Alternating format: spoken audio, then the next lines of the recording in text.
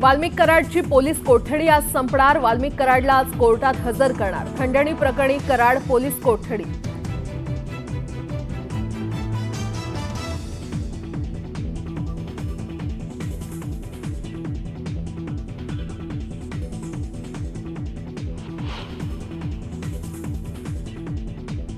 संतोष देशमुख हत्या प्रकरणी नवीन एसआयटी स्थापन। आमदार सुरेश धस यांची माहिती। आधीच्या एसआयटीतील अधिकारी कराडच्या जवळचे असल्याचा होता आरोप।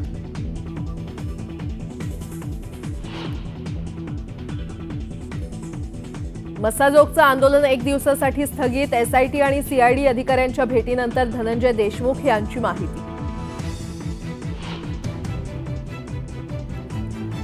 देशमुख हत्या प्रकरणाचा मुख्यमंत्र्यांनी घेतला आढावा। दोषींवर कठोर कारवाई करा, कुणालाही दयामाया दाखवू नका, फडणवीसांचे अधिकाऱ्यांना आदेश।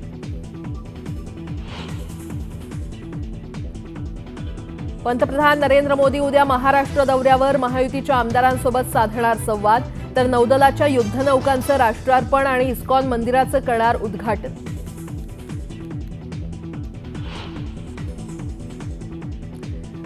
महाराष्ट्रात सोयाबीन खरेदीला 31 जानेवारीपर्यंत मुदतवाढ। केंद्रीय कृषी मंत्रालयानं दिली परवानगी। शेतकऱ्यांना सरकारचा सर्वात मोठा दिलासा।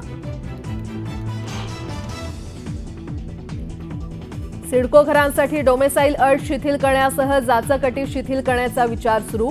सिडको महामंडळाचे अध्यक्ष संजय शिरसाट यांनी दिले संकेत।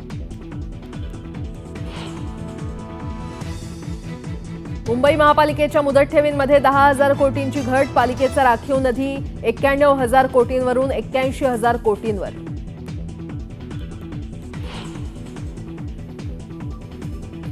आणि प्रयागराजमधील कुंभमेळ्याला उत्साहात सुरुवात। महाकुंभाच्या पार्श्वभूमीवर शाही स्नान सोहळा।